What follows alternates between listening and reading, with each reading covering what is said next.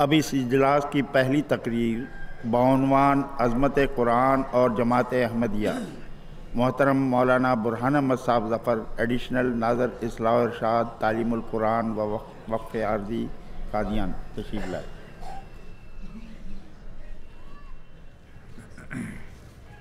السلام علیکم ورحمۃ اللہ وبرکاتہ۔ اشہد ان لا الہ الا اللہ وحدہ لا شریک لہ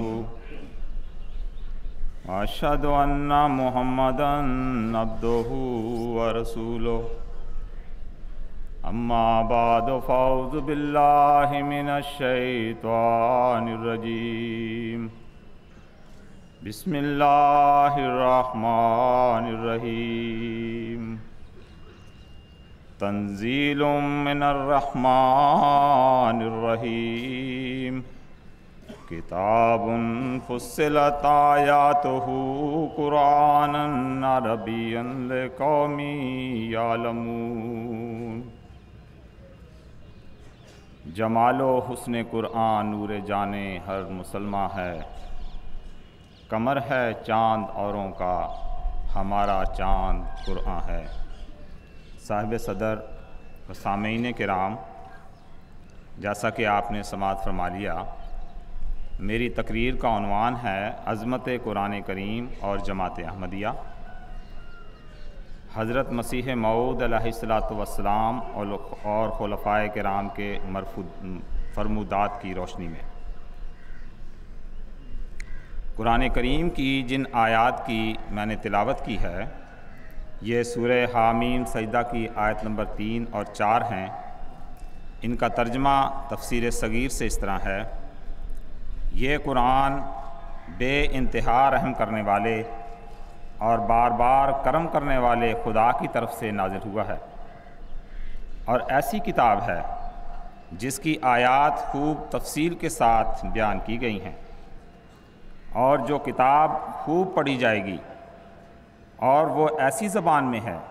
جو اپنا مطلب آپ کھول کر بیان کرتی ہے، مگر یہ کتاب انہی کو فائدہ دیتی ہے جو روحانی علم رکھتے ہیں۔ اسی طرح خدا تعالیٰ قرآن کریم میں فرماتا ہے: اِنَّهُ قرآن کریم فی کتاب مکنون، یعنی یہ قرآن بڑی عظمت والا ہے اور ایک چھپی ہوئی کتاب میں موجود ہے۔ قرآن کریم کی عظمت خود قرآن ہی کے اپنے دعاوی سے ثابت ہے کہ وہ یہ اعلان کرتا ہے کہ میرا نازل کرنے والا خدا رحمان اور رحیم ہے، اور پھر اس کا دعویٰ یہ ہے کہ یہ خوب پڑھی جانے والی کتاب ہے جو لفظ قرآن سے ظاہر ہے۔ آج کے دور میں بھی جب کہ لوگوں کی دین کی طرف خاص رغبت نہیں، پھر بھی قرآن کریم وہ کتاب ہے جو سب سے زیادہ پڑھی جاتی ہے۔ اس کا کثرت سے پڑھا جانا ہی اس کی عظمت کی سب سے بڑی دلیل ہے۔ حضرت صلی اللہ علیہ وسلم پر نازل ہونے والی شریعت قرآن کریم اپنے اندر ہر طرح کا خزانہ لیے ہوئے ہے۔ غور کیا جائے تو اس میں ہر قسم کا علم موجود ہے۔ جہاں ماضی کے واقعات سے پردہ اٹھاتی ہے، وہاں مستقبل کی پیش گوئیاں بھی لیے ہوئے ہے۔ قرآن کریم میں سائنس کا علم، شمسی، قمری اور ستاروں کی گردش کا علم، نباتات و جمادات کا علم، دنیا میں پیش آمدہ مسائل کا حل، روحانی ترقی کی معراج کا علم، اقتصادیات و اخلاقیات کا علم، الغرض تخلیق کائنات سے لے کر اس کی انتہا تک کا علم، ہر شعبہ زندگی سے تعلق رکھنے والا اور باعث بعد الموت تک کا علم موجود ہے۔ جس نہج پر بھی غور کیا جائے، اس کا ایک ایک لفظ، ایک ایک حکم، ایک ایک تعلیم اپنے اندر عظمتوں کے بحر محیط لیے ہوئے ہے، جس پر غور کرنا ممکن ہی نہیں۔ تاہم اس مختصر سے وقت میں چند باتوں کی طرف آپ کو متوجہ کرنا چاہتا ہوں۔ حضرت صلی اللہ علیہ وسلم کے زمانہ میں مسلمانوں نے جب قرآن کریم کو حرز جاں بنایا اور اس کی اطاعت کا جوا اپنی گردن پر رکھا، اور قرآن کریم کے نور سے اپنے آپ کو منور کیا، اور اس کے خادم بن کر جب میدان عمل میں اترے تو اللہ تعالیٰ نے انہیں ایسی ترقیات سے نوازا اور انہیں ایسی نعمتیں عطا کیں کہ دین و دنیا کے خزانے ان کی جھولی میں انڈیل دیے گئے، ساری دنیا کے محافظ بن کر چمکے،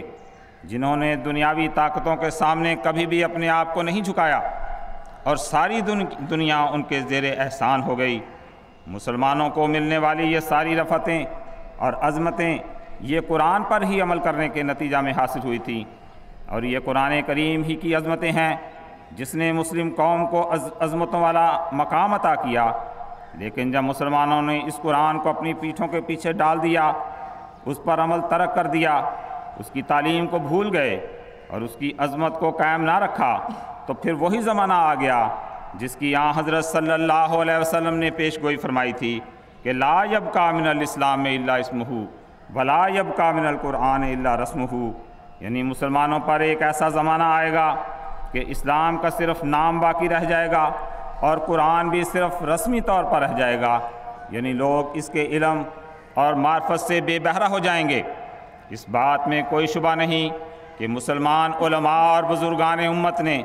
اپنے وقت میں قرآن کریم کی بہت خدمت کی اور اس کی عظمت کو قائم کرنے میں کوئی کسر نہیں چھوڑی، لیکن حضرت صلی اللہ علیہ وسلم کی اس پیش گوئی کا پورا ہونا بھی ضروری تھا، اور قرآن کریم کی یہ پکار بھی لوگوں کو سنائی دینی تھی کہ وقال الرسول یا رب ان قوم اتخذوا هذا القرآن مہجورا، یعنی اور رسول نے کہا اے میرے رب، میری قوم نے اس قرآن کو پیٹھ کے پیچھے پھینک دیا ہے۔ مسلمانوں نے جب قرآن کی تعلیم کو تاکہ نسیاں کی زینت بنا لیا اور اسے مہجور کی طرح چھوڑ دیا، نور قرآن سے غفلت یا پھر عارفانہ کے نتیجہ میں ان کی عقلیں کند ہو گئیں، ان سے نور فراست چھین لیا گیا، ان کا نور فطرت جاتا رہا، قرآن کو چھوڑ دینے کے نتیجہ میں دنیاوی علوم سے بھی بے بہرہ ہو گئے، اور نوبت یہاں تک پہنچی کہ ساری عزتیں جاتی رہیں، ان کا روب جاتا رہا، مذہبی دنیا میں بھی پچھڑ گئے اور دنیاوی جاہ و حشمت بھی جاتی رہی، ساری قومیں مسلمانوں پر حملہ آور ہو گئیں۔ مسلمان ان حملوں کی تاب نہ لا کر میدان دشمنوں کے ہاتھ میں دے کر بھاگتے دکھائی دیے۔ یہی وہ زمانہ تھا جب اللہ تعالیٰ نے قرآن کریم کی عظمت کو دنیا میں پھر سے قائم کرنا مقدر کر چھوڑا تھا۔ یہی وہ زمانہ تھا جس میں خدا تعالیٰ کا وہ پہلوان کھڑا ہوا جس کا نام نامی حضرت مرزا غلام احمد قادیانی مسیح موعود و مہدی موعود علیہ الصلاۃ والسلام ہے۔ آپ نے قرآن کریم، اسلام اور حضرت صلی اللہ علیہ وسلم کی عظمت کو دنیا پر ظاہر کرنے کے لیے بہت سی کتابیں تالیف فرمائیں۔ انہی کتب میں ایک براہین احمدیہ بھی ہے۔ آپ نے اس کتاب میں پیش کردہ عظمتوں کے بیان کے سلسلہ میں چیلنج کے طور پر ایک اشتہار شائع فرمایا۔ آپ فرماتے ہیں میں جو مصنف اس کتاب براہین احمدیہ کا ہوں، یہ اشتہار اپنی طرف سے بوعدہ انعام 10,000 روپے بمقابلہ جمیع ارباب مذہب اور ملت کے جو حقانیت فرقان مجید اور نبوت محمد مصطفیٰ صلی اللہ علیہ وسلم سے منکر ہیں، اتماماً للحجہ شائع کر کے اقرار صحیح قانونی اور عہد جائز کرتا ہوں کہ اگر کوئی صاحب منکرین میں سے مشارکت اپنی کتاب کے فرقان مجید اور صدق رسالت حضرت خاتم الانبیاء صلی اللہ علیہ وسلم اسی کتاب مقدس سے اخذ کر کے تحریر کی ہیں، اپنی الہامی کتاب میں سے ثابت کر کے دکھاوے، یا اگر تعداد میں اس کے برابر پیش نہ کر سکے تو نصف اس سے یا ثلث اس سے یا ربع اس سے یا خمس سے نکال کر پیش کرے، یا اگر بکلی پیش کرنے سے عاجز ہو تو ہمارے ہی دلائل کو نمبر وار توڑ دے، تو ان سب صورتوں میں بشرطے کہ 3 منصف مقبولہ فریقین بالاتفاق یہ ظاہر کر دیں کہ ایفائے شرط جیسا کہ چاہیے تھا ظہور میں آ گیا، تو میں مشتہر ایسے مجیب کو بلا عذر وحیلے اپنی جائیداد قیمتی 10,000 پر قبضہ و دخل دے دوں گا۔ براہین احمدیہ جلد اول اشتہار صفحہ 24 تا 28۔ یہ اس اشتہار کا ایک حصہ ہے جو آپ نے ساری دنیا کے سامنے ایک چیلنج کی صورت میں رکھا، اور آپ نے اسلام کی ڈوبتی ہوئی کشتی کو منجھدار سے نکال کر قرآن کریم کی عظمت کو دنیا کے سامنے ایسے رنگ میں پیش کیا کہ اپنے بیگانے بھی آپ کی خدمت اسلام اور خدمت قرآن پر اش کہہ اٹھے، اور کسی مخالف اسلام کو آپ کے مقابل پر آنے کی تاب نہ ہوئی۔ آج تک بھی یہ چیلنج دنیا کے سامنے کھلی کتاب کی طرح ہے۔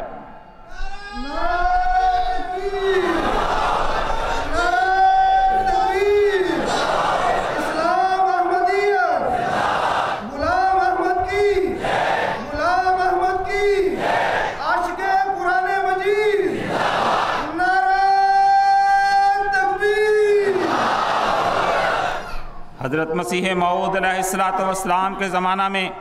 قرآن کریم پر عجیب طرح کے اعتراض کیے جا رہے تھے۔ ایک طرف قرآن کریم کے محفوظ رہنے کو لے کر اعتراض کیے جا رہے تھے، تو دوسری طرف انبیاء کی عصمت محفوظ نہ تھی۔ ایک طرف جہاد کے مسئلہ کو لے کر قرآن کریم پر حملے ہو رہے تھے، تو دوسری طرف خود مسلمان ناسخ و منسوخ کے جھگڑے میں پڑ چکے تھے۔ کوئی خدا کی خدائی میں مسیح کو داخل کر رہا تھا، تو کوئی مسیح کو حضرت صلی اللہ علیہ وسلم پر فضیلت کو بیان کرنے میں مصروف تھا۔ خود مسلمانوں نے قرآن کریم کی ایسی تفاسیر لکھ چھوڑی تھیں جو لوگوں کے لیے اعتراض اور ہنسی اور ٹھٹھا کا باعث بنی ہوئی تھیں۔ ایسے زمانہ میں قرآن کریم کی عظمت کو جس رنگ میں حضرت مسیح موعود علیہ السلام اور آپ کے خلفاء نے پوری دنیا کے سامنے پیش کیا، اس کی نظیر پیش نہیں کی جا سکتی۔ اس جگہ پر صرف ایک مثال آپ کے سامنے پیش کرتا ہوں۔ خود مسلمانوں نے ناسخ و منسوخ کا جھگڑا کھڑا کر کے قرآن کریم کو شک کے دائرہ میں لا کر کھڑا کیا۔ اس سلسلہ میں جناب مفتی محمد شفیع مفتی اعظم پاکستان نے حسرت بھرے الفاظ میں لکھا، حضرات متاخرین میں علامہ سیوطی نے صرف 20 آیتوں کو منسوخ قرار دیا۔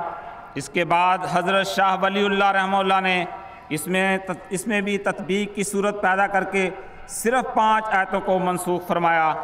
آگے لکھتے ہیں، اور اب اس کا انتظار ہے کہ کوئی جدید محقق ان 5 کا بھی خاتمہ کر کے بالکل صفر کر دے۔ معزز سامعین، اس کو صفر تک پہنچانا علماء کا کام نہیں تھا، یہ صرف اور صرف اس وجود کا کام تھا جس کو خدا نے ہدایت دے کر کھڑا کیا تھا اور جو مہدی کہلایا۔ چنانچہ اس سلسلہ میں حضرت اقدس مسیح موعود علیہ السلام فرماتے ہیں، قرآن حق و باطل میں فرق کرنے کے لیے آیا، پھر اگر وہ معیار نہیں تو اور کیا ہے؟ بلا شبہ قرآن کریم تمام صداقتوں پر حاوی ہے، اور تمام علوم میں جہاں تک صحت سے اس کا تعلق ہے قرآن کریم میں پائے جاتے ہیں۔ نیز فرمایا، اور حق یہی ہے کہ حقیقی نسخ اور حقیقی زیادت قرآن کریم پر جائز نہیں، کیونکہ اس سے اس کی تکذیب لازم آتی ہے۔ الحق لدھیانہ صفحہ 90-91۔ حضرت خلیفۃ المسیح اول رضی اللہ تعالیٰ عنہ فرماتے ہیں، ہاں یہ بات قرآن مجید میں نسخ ہے یا نہیں، اس کے متعلق جہاں تک میرا فہم ہے یہی کہوں گا کہ آج تک کوئی ایسی آیت نظر نہیں آئی جو منسوخ اور موجود فی القرآن ہو۔ اسی طرح حضرت مسلم موعود رضی اللہ تعالیٰ عنہ فرماتے ہیں، حضرت مسیح موعود علیہ السلام نے آ کر بتایا کہ شروع سے لے کر آخر تک سارا قرآن قابل عمل ہے۔ بسم اللہ کی بات سے لے کر والناس کی سین تک قرآن قائم اور قیامت تک کے لیے قابل عمل ہے۔ نیز فرمایا، حقیقت یہ ہے کہ قرآن کریم کا کوئی حصہ منسوخ نہیں، اس کا ایک ایک لفظ قابل عمل ہے، اور یہ قیامت تک کے لیے قائم رہنے والی شریعت ہے۔ سامعین کرام، کسی کتاب کی عظمت کو اس کا اظہار اس کتاب میں پائے جانے والی خوبیوں اور صفات سے ہو سکتا ہے۔ قرآن کریم کے متعلق ہمارا یہ دعویٰ ہے کہ یہ ساری قوموں اور سارے زمانوں کے لیے ہے، اور قرآن کریم میں ایسی خوبیاں پائی جاتی ہیں جو کسی دوسری آسمانی کتاب میں موجود نہیں۔ وہ خوبیاں نہ ویدوں میں ہیں، نہ اناجیل میں ہیں، نہ تورات میں ہیں، نہ پرانے صحیفوں میں۔ دنیا میں موجود تمام آسمانی کتابوں کی تمام خوبیوں کو اگر ایک جگہ جمع کر لیا جائے تب بھی وہ قرآن کریم کا مقابلہ نہیں کر سکتی۔ اس تعلق سے حضرت اقدس مسیح موعود علیہ السلام فرماتے ہیں، قرآن شریف کو قرآن شریف کو سب کتابوں پر فضیلت حاصل ہے، کیونکہ جس قدر قرآن شریف میں امور تکمیل دین کے جیسے مسائل توحید، ممانعت انواع و اقسام شرک اور معاجلات امراض روحانی اور دلائل ابطال مذہب باطلہ اور براہین اور اثبات عقائد حقہ وغیرہ باکمال شد و مد بیان فرمائے گئے ہیں، وہ دوسری کتابوں میں درج نہیں۔ حضرت مسلم موعود رضی اللہ تعالیٰ عنہ فرماتے ہیں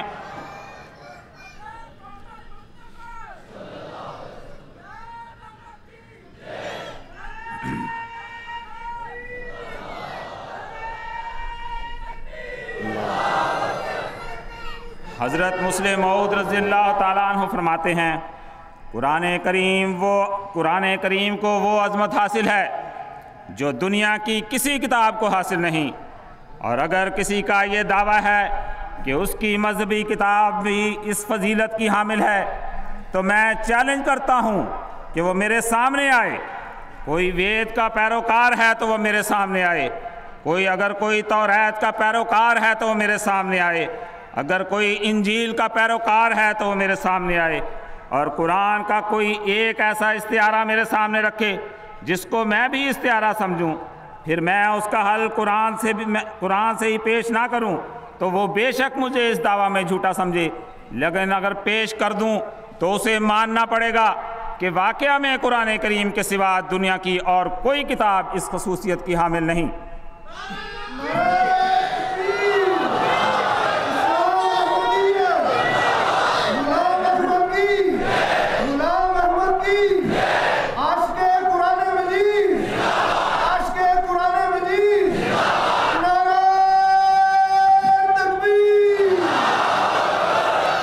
قرآن کریم کی عظمت ایک اور لحاظ سے بھی ظاہر ہوتی ہے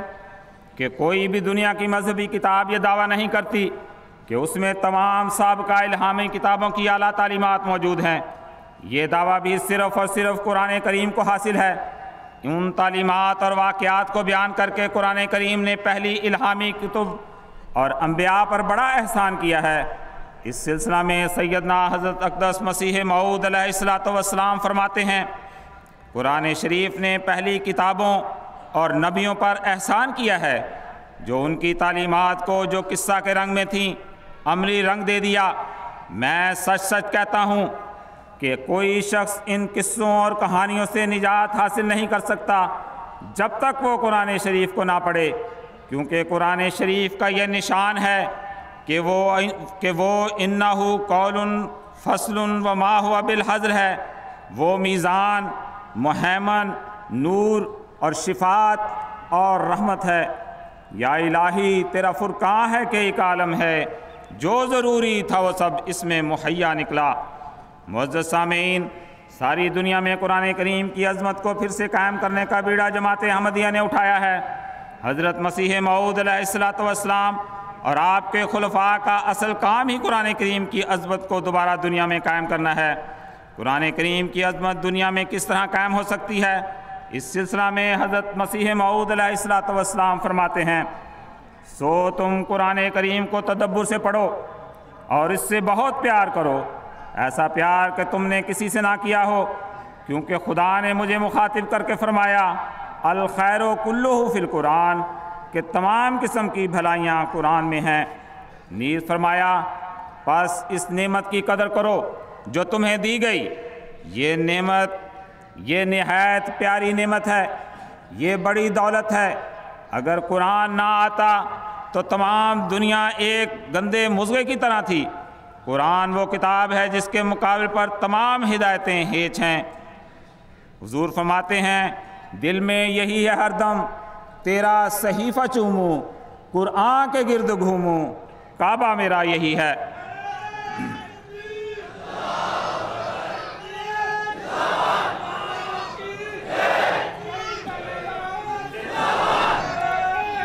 حضرت خلیفۃ المسیح الثالث رحمہ اللہ تعالیٰ فرماتے ہیں میں جماعت کے بھائیوں اور بہنوں کو بتانا چاہتا ہوں کہ صرف احمدی کہلانا یا بیعت کر لینا کافی نہیں، بلکہ آپ کا فرض ہے کہ قرآن کریم کی اور اسلام کی دنیا میں عزت قائم کریں اور حضرت صلی اللہ علیہ وسلم کے نام کو بلند کرنے والے ہوں، لیکن یہ کام ہرگز نہیں ہو سکے گا جب تک کہ دل میں اس کی محبت نہ ہو، جب تک کہ قرآن پاک کا علم آپ کو حاصل نہ ہو، جب تک کہ آپ اس کو کما حقہ سمجھنے والے نہ ہوں، اور جب تک کہ ہمیشہ اس کے متعلق غور و فکر کرنے والے نہ ہوں، پس تب تک آپ قرآن کریم کی عزت دنیا میں قائم کرنے کی کوشش نہیں کریں گے۔ نیز فرمایا، میں آپ کو یقین دلاتا ہوں کہ آپ اللہ تعالیٰ کی نگاہ میں بھی اور دنیا کی نگاہ میں بھی کبھی عزت حاصل نہیں کر سکتے۔ اگر آپ نے اپنی زندگی کا مقصد حاصل کرنا ہے، اور اگر آپ نے اس غرض کو جس کے لیے یہ جماعت قائم کی گئی ہے حاصل کرنا ہے، تو ضروری ہے کہ آپ قرآن کریم سے پیار کرنے والے ہوں، اس طرح کہ اس کے تمام احکام پر عمل کرنے والے ہوں، قرآن کریم کی عزت کرنے والے ہوں، قرآن کے نور سے خود بھی منور ہوں، اور پھر اس نور کی دنیا میں اشاعت بھی کریں۔ حضرت خلیفۃ المسیح خامس ایدہ اللہ تعالیٰ بن نصر العزیز فرماتے ہیں، دلوں کو اللہ تعالیٰ کے نور سے بھرنے کے لیے، یہ دیکھنے کے لیے کہ کون سی باتیں ہیں جن سے اللہ تعالیٰ نے منع فرمایا ہے، اور کون سی باتیں ہیں جن کے کرنے کا خدا تعالیٰ نے حکم عطا فرمایا ہے، ہمیں قرآن شریف سیکھنا اور پڑھنا چاہیے۔ جن کو قرآن کریم کا ترجمہ آتا ہے وہ دوسروں کو سکھائیں، قرآن کے درس کو روزانہ جماعتوں میں رواج دیں، چاہے چند منٹ کا ہی ہو،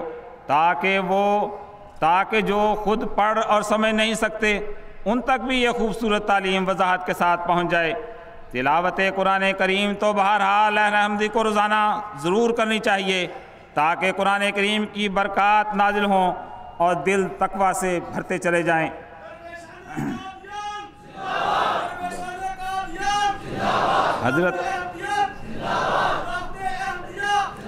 حضرت مسیح موعود علیہ السلام کی سوانح پر نظر ڈالنے سے ہمیں معلوم ہوتا ہے کہ آپ قرآن کریم کی بہت تلاوت کیا کرتے تھے۔ حضرت مرزا سلطان احمد صاحب جو حضرت مسیح موعود علیہ السلام کے بیٹے تھے، ان کے پاس حضرت مسیح موعود علیہ السلام کا ایک قرآن تھا، جس کے متعلق آپ کا بیان ہے کہ ایک اندازہ کے مطابق حضرت مسیح موعود علیہ السلام نے اس قرآن کو کم از کم 10,000 مرتبہ پڑھا ہوگا۔ آپ کا قرآن کریم اس قدر پڑھنا قرآن کریم سے آپ کی محبت کو ظاہر کرتا ہے، اور یہی قرآن ہی ہے جس سے خدا کی معرفت حاصل ہوتی ہے۔ حضرت مسیح موعود علیہ السلام فرماتے ہیں، قرآن خدا نما ہے، خدا کا کلام ہے، بے اس کے معرفت کا چمن لا تمام ہے۔ حضرت خلیفۃ المسیح اول رضی اللہ تعالیٰ عنہ کی جب وفات کا وقت قریب آیا تو آپ نے ایک وصیت لکھی جس میں درج فرمایا، قرآن کا درس جاری رہے۔ حضرت خلیفۃ المسیح ثانی رضی اللہ تعالیٰ عنہ فرماتے ہیں، قرآن شریف کوئی ایسی کتاب نہیں ہے کہ انسان اس کی طرف سے منہ موڑ لے، توجہ نہ کرے۔ خصوصاً ہماری جماعت کا فرض ہے کہ قرآن شریف کو سیکھیں اور دوسروں کو سکھائیں۔ معزز سامعین، جماعت احمدیہ قرآن کریم کی عظمت کو قائم کرنے کے لیے وہ کام دکھلا رہی ہے کہ کسی دنیا کی اسلامی ملک کو بھی یہ توفیق حاصل نہیں۔ ساری دنیا کو قرآن کریم کی حسین تعلیم سے روشناس کرانے کے لیے ساری دنیا کی معروف زبانوں میں قرآن کریم کے تراجم شائع کرنے کا بیڑا خلفائے احمدیت کی نگرانی میں جماعت احمدیہ نے اٹھایا ہے۔ جماعت اب تک 72 زبانوں میں قرآن کریم کے تراجم شائع کر کے دنیا کے سامنے پیش کر چکی ہے، اور دیگر کئی زبانوں میں تراجم کا کام رات دن جاری ہے۔ حضرت مسیح موعود علیہ السلام کی تفسیر القرآن، خلیفۃ المسیح اول رضی اللہ تعالیٰ عنہ کے حقائق الفرقان، حضرت خلیفۃ المسیح ثانی رضی اللہ تعالیٰ عنہ کی تفسیر صغیر اور تفسیر کبیر، حضرت خلیفۃ المسیح الرابع رحمہ اللہ تعالیٰ کا ترجمۃ القرآن کسی سے پوشیدہ نہیں۔ خلافت کے سایہ میں یہ سب کام اس غرض سے کیے جا رہے ہیں کہ تا قرآن کریم کی عظمت ساری دنیا پر قائم ہو جائے۔ حضرت خلیفۃ المسیح ثانی رضی اللہ تعالیٰ عنہ نے تفسیر کبیر میں عصمت انبیاء کو جس طرح قائم کیا، حابیل، کابیل، احیاء موتا، حضرت یوسف علیہ السلام اور حضرت سلیمان علیہ السلام کے واقعات اور اصحاب کہف کی حقیقت کو جس طرح بیان فرمایا، نیز حضرت ابراہیم علیہ السلام کی طرف منسوب کیے جانے والے 3 جھوٹ سے جس طرح آپ کو پاک کیا، وہ آپ ہی کا خاصہ تھا کہ آپ کی تفسیر کو پڑھ کر اپنے غیر بھی داد دیے بغیر نہ رہ سکے۔ آپ نے قرآن کریم کی وہ عظمت دنیا کے سامنے پیش فرمائی جسے رہتی دنیا تک آنے والے مفسرین ہمیشہ فائدہ حاصل کرتے رہیں گے۔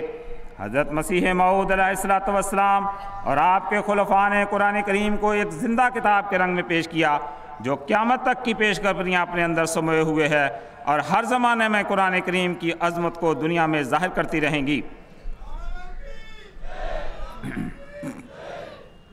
سامعین کرام، جماعتی کاموں کو بہتر رنگ میں چلانے کے لیے حضرت خلیفۃ المسیح ثانی رضی اللہ تعالیٰ عنہ نے جہاں باقاعدہ بہت سے شعبے قائم فرمائے، وہیں دنیا بھر میں قرآن کریم کی عظمت کو قائم کرنے کے لیے اور پوری دنیا کو قرآن کریم کے نور سے منور کرنے کے لیے ایک شعبہ نظارت اصلاح و ارشاد تعلیم القرآن و وقف عارضی کے نام سے بھی قائم ہے۔ اس شعبہ کا فرض ہے کہ وہ ہر احمدی مرد و زن کو قرآن کریم ناظرہ پڑھنے، ترجمہ سیکھنے اور حت المقدور قرآن مجید کے حقائق و معارف سیکھنے کی طرف ترغیب دلائے۔ حضرت خلیفۃ المسیح الثالث رحمہ اللہ تعالیٰ نے وقف عارضی کی جو تحریک فرمائی، اس کا مقصد بھی یہی تھا کہ تا اس کے ذریعہ سے ہر احمدی کو قرآن کریم پڑھایا جائے۔ حضور فرماتے ہیں، ہمارے لیے ضروری ہے کہ ہم قرآن کریم کو سیکھیں، جانیں، اس کی اتباع کریں اور اس کو ہر وقت اپنے سامنے رکھیں۔ اسی لیے میں نے قرآن شریف سیکھنے اور سکھانے کی طرف توجہ دلائی تھی۔ خلیفہ وقت کا سب سے بڑا اور اہم کام یہی ہوتا ہے کہ وہ قرآن کریم کی تعلیم کو رائج کرنے والا ہو اور نگرانی کرنے والا ہو کہ وہ لوگ جو سلسلہ حقہ کی طرف منسوب ہونے والے ہیں، کیا وہ قرآن کریم کا جوا اپنی گردنوں پر رکھنے والے ہیں؟ فرمایا، اور نگرانی کرنے والا ہو کہ وہ لوگ جو سلسلہ حقہ کی طرف منسوب ہونے والے ہیں،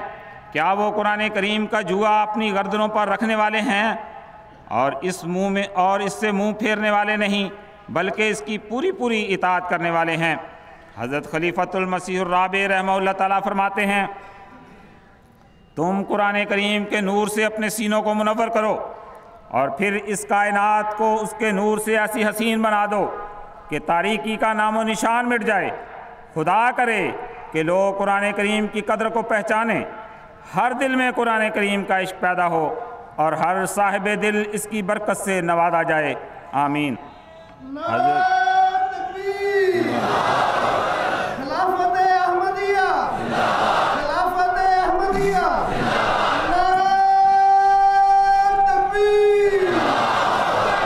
حضرت خلیفۃ المسیح الخامس سید اللہ تعالیٰ بن نصر العزیز فرماتے ہیں، پس بچوں کو بھی قرآن کریم پڑھنے کی عادت ڈالیں اور خود بھی پڑھیں۔ ہر گھر سے تلاوت کی آواز آنی چاہیے، پھر ترجمہ پڑھنے کی کوشش بھی کریں اور سب ذیلی تنظیموں کو اس سلسلہ میں کوشش کرنی چاہیے۔ آج کے اس ترقی یافتہ دور میں بھی مخالفین اسلام قرآن کریم کی عظمت کو کم کرنے کی مذموم کوششوں میں بے سود مصروف دکھائی دیتے ہیں۔ گزشتہ سال ہی کی بات ہے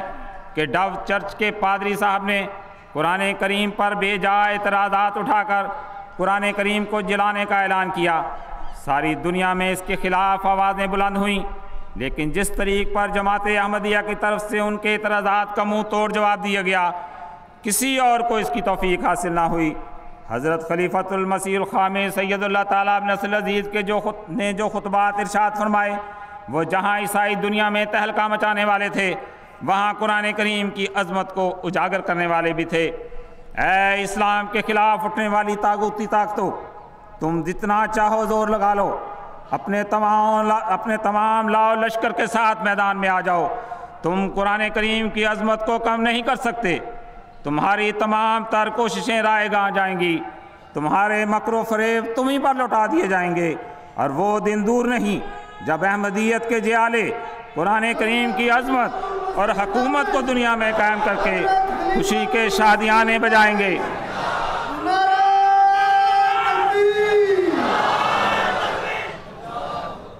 اور وہ دن دور نہیں جب احمدیت کے جیالے قرآن کریم کی عظمت اور حکومت کو دنیا میں قائم کر کے خوشی کے شادیانے بجائیں گے۔ حضور انور اید اللہ تعالیٰ بن نصر العزیز جماعت کو نصیحت کرتے ہوئے فرماتے ہیں، پس یہ ایک اہم نکتہ ہے جسے ہر احمدی کو یاد رکھنا چاہیے کہ اس زمانہ میں اس کتاب کو پڑھنے سے مخالفین کے منہ بند کیے جا سکتے ہیں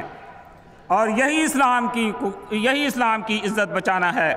فرمایا قرآن کریم میں وہ دلائل ہیں جس سے اسلام کی عزت قائم ہوگی، اور اس جھوٹ کی جو مخالفین اسلام پر افتراء کرتے ہیں جڑیں اکھیڑی جائیں گی۔ پس اگر آج ہمیں قرآن کریم کی عظمت کو دنیا پر قائم کرنا ہے تو ہم میں سے ہر ایک کو قرآن کریم کے نور سے منور ہونا ہوگا اور اس کا عرفان حاصل کرنا ہوگا۔ یہ تبھی ہوگا جب ہم قرآن کریم کو پڑھنے والے ہوں گے، اس کو سمجھنے والے ہوں گے، اس پر عمل کرنے والے ہوں گے۔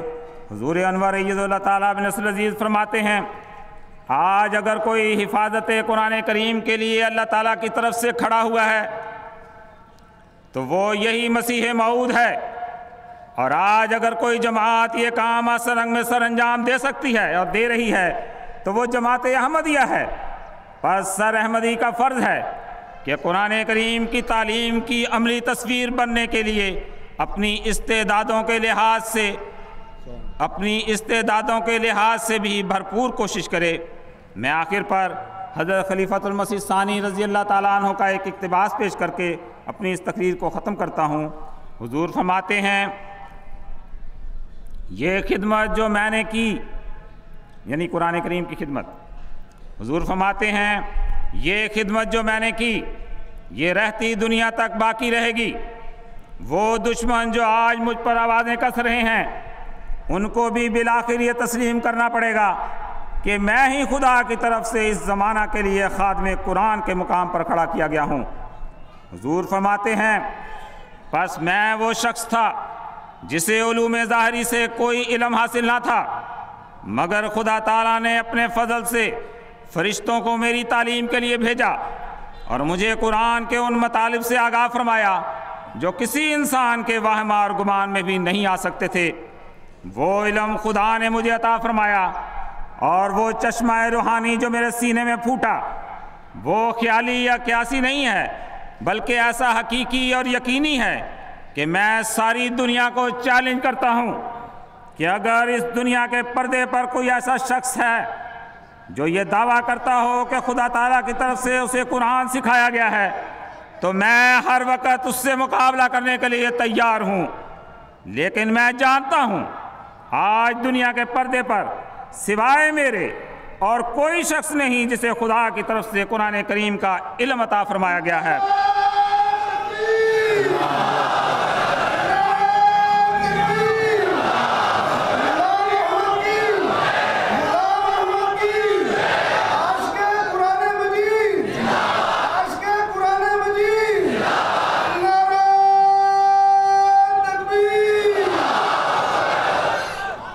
حضور فرماتے ہیں، خدا نے مجھے علم قرآن بخشا ہے۔ حضور فرماتے ہیں، خدا نے مجھے علم کلام بخشا ہے، اور اس زمانہ میں اس نے قرآن سکھانے کے لیے مجھے دنیا کا استاد مقرر کیا ہے۔ خدا نے مجھے اس غرض کے لیے کھڑا کیا ہے کہ میں محمد رسول اللہ صلی اللہ علیہ وسلم اور قرآن کریم کے نام کو دنیا کے کنارے تک پہنچا دوں، اور اسلام کے مقابلہ میں دنیا کے تمام باطل ادیان کو ہمیشہ کے لیے شکست دے دوں۔ حضور فرماتے ہیں، دنیا زور لگا لے، وہ اپنی تمام طاقتوں اور جمعیتوں کو اکٹھا کر لے، عیسائی بادشاہ بھی ہوں، ان کی حکومتیں بھی مل جائیں، یورپ بھی اور امریکہ بھی اکٹھے ہو جائیں،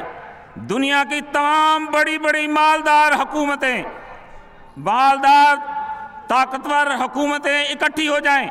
اور مجھے اس مقصد میں ناکام کرنے کے لیے متحد ہو جائیں، پھر بھی میں خدا کی قسم کھا کر کہتا ہوں کہ وہ میرے مقابلے میں ناکام رہیں گی، اور خدا میری دعاؤں اور میری تدبیروں کے سامنے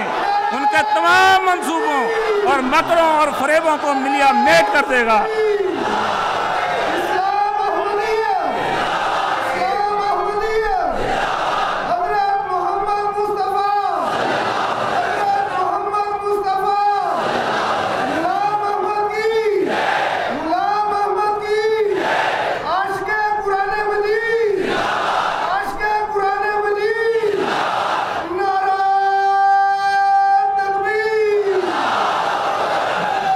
حضور فرماتے ہیں، دنیا کی تمام بڑی بڑی مالدار اور طاقتور قومیں اکٹھی ہو جائیں اور مجھے اس مقصد میں ناکام کرنے کے لیے متحد ہو جائیں، پھر بھی میں خدا کی قسم کھا کر کہتا ہوں کہ وہ میرے مقابلہ میں ناکام رہیں گی، اور خدا میری دعاؤں اور تدابیر کے سامنے ان کے تمام منصوبوں اور مکروں اور فریبوں کو ملیا میٹ کر دے گا۔ اللہ تعالیٰ سے دعا ہے کہ وہ ہمیں حقیقی رنگ میں قرآن کریم کی عظمت کو سمجھنے کی اور اس پر عمل کرنے کی توفیق عطا فرمائے۔ وآخر دعوانا ان الحمدللہ رب العالمین۔ جزاکم اللہ۔